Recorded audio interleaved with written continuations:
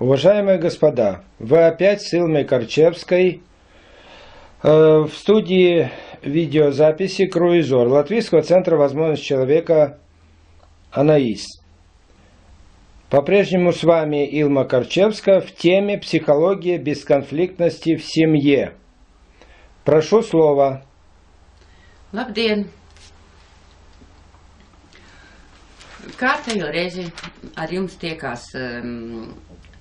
tiekos es, profesionāls ārsts psihiatrs Ilma Karčevska. Mēs runājam par ģimenes konfliktoloģijas pamatiem, un iepriekšējos fragmentos mēs runājam par cilvēku tipiem, un tagad parunāsim par jautājumu, kāda ir dažādu cilvēku temperamentu, par sadarība ģimenē.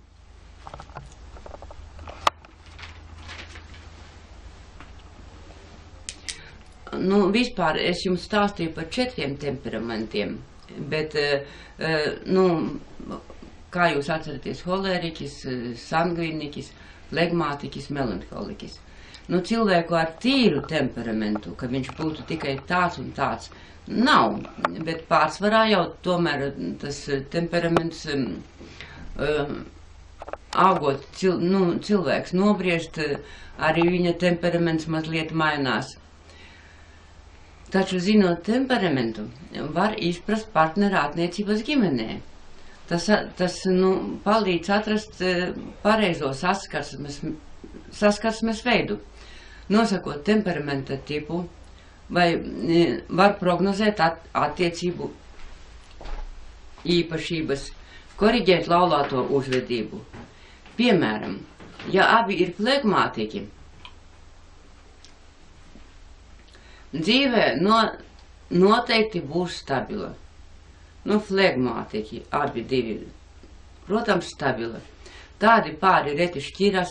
Šādās ģimenēs arī konfliktu ir maz, taču viņi bieži var atrasties augstā kara stāvoklī.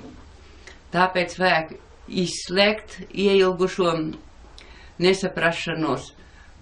Ja tikai viens ir flegmātiķis, bet otrs holēriķis vai sangvīniķis, tad konflikti var veidoties tāpēc, ka flegmātiķis nespēja vētraini izrādīt jūtas, un viņu var atbaidīt vētraini laulātā drauga, teiksim, glāsti, tad rodas pārmetumi par nepietiekamu mīlestību vai partnera vienaldzību. Jāsaprot, ka tādi pārmetumi nav taisnīgi un veicina tikai konflikta veidošanos.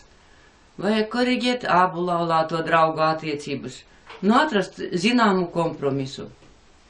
Ja abi laulātie ir holēriķi, es domāju, jūs varat iedomāties, satiekties 2 holēriķi.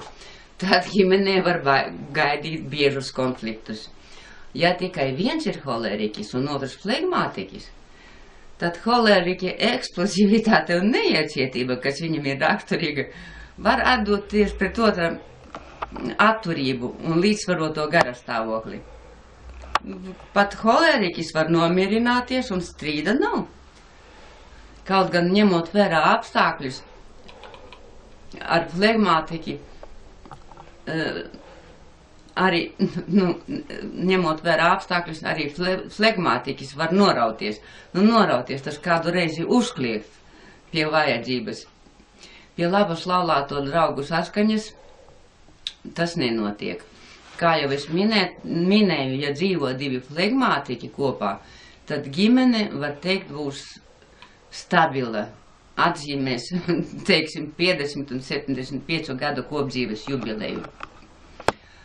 Ja abi laulātie ir melanholiķi, tad situācija ir ļoti sarežģīta.